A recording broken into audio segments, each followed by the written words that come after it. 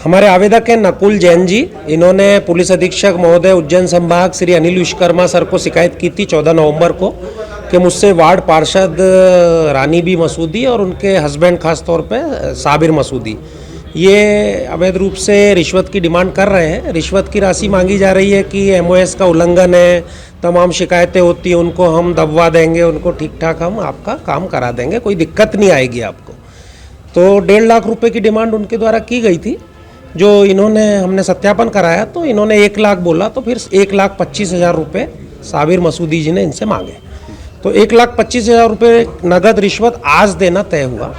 तो आज सुबह इन्होंने जैसे ही रिश्वत की राशि उनके साबिर मसूदी जी के हाथ में दी अपने ही शोरूम, निर्माणाधीन शोरूम पे, तो हमारी टीम आसपास तैनात थी, लोकायुक्त उज्जैन की टीम, उसने उनको रंगे हाथ। देखिए, पुराने समय से काफ़ी, अब नगर पालिका से हम पूरा रिकॉर्ड इनका देखेंगे, अभी हमारे पास कोई ऐसा रिकॉर्ड नहीं है, केवल चूँकि डर दिखा के रिश्वत की मांग कर रहे थे तो वो हमने उसको हमारे रिकॉर्ड में आया है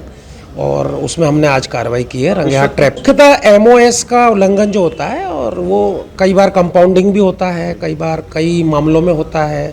तो उसमें आप विधिवत कार्रवाई करें या तो रिश्वत तो नहीं मांगते। इसमें धारा 7 भ्रष्टाचार निवारण अधिनियम 1988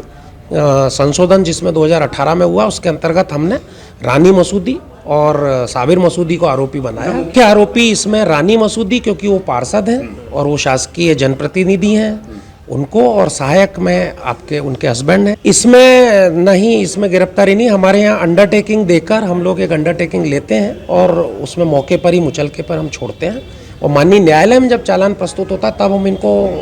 प्रस्तुत। पिछले महीने 1.5 महीने से ही कंटिन्यू दबाव बना हुए थे कि आज उसकी शिकायत, मतलब निर्माण कार्य में, पेपर वर्क में सब बाधाएं डाल रहे थे और नए नए नामों से, नए नए लोगों के, अनजान लोगों के नाम से, या जो भी जाने अनजाने जो भी लोग थे, अलग अलग नामों से शिकायत जा रही थी, कभी 181 पे, कभी क्या, और विधिवत जो पेपर वर्क था उसमें बाधा डाल रहे थे, करने नहीं दे रहे थे काम, कि भाई पैसे की डिमांड कंटिन्यू की जा रही थी। भाई मेरी दुकान का, नए शोरूम का निर्माण कार्य चल रहा है कि एमओएस का उल्लंघन है, तो सबके अपने अपने प्रावधान हैं, आज उल्लंघन भी है तो उसका भी प्रावधान है, तो उन सब कार्यों को करने नहीं दे रहे थे और कंटिन्यू अलग अलग नामों से शिकायतें करवा रहे थे कि किसी भी तरह कार्य रुक जाए और इनका पहले मोटिव सीधा हो जाए, उसके बाद वो कार्य आगे बढ़े। रानी साबिर मसूदी नाम के हमारे घंटाघर वाली वार्ड के पार्षद हैं और इनके द्वारा कंटिन्यू मेरे को फ़ोन कॉल किए जा रहे थे और कंटिन्यू पैसों की डिमांड की जा रही। हाँ, मैंने इनको, हमारा सुबह दुकान, मतलब जहाँ मेरा निर्माण कार्य चल रहा है वहीं पेमेंट देने की बात थी और वहीं पर ही इनको पकड़ा गया। गवर्नमेंट ने कंपाउंडिंग का नियम बना रखा है, बहुत सिंपल सा नियम है कि आप जितना अवैध बोलो या उसको, अभी निर्माण कार्य जो गाइडलाइन के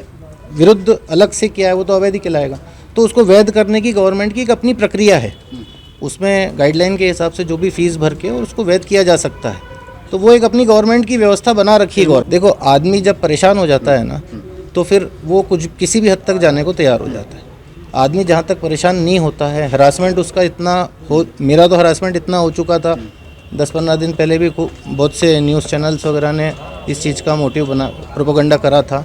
पर ठीक है, वो जैसा भी था, पर मेरे को अंततः ये उचित लगा कि अब इस कार्य को करना चाहिए, क्योंकि पैसों की डिमांड भी छोटी मोटी नहीं हो रही थी, बहुत अनशन पैसों की डिमांड। 1.5 लाख रुपये मेरे से मांगे गए थे।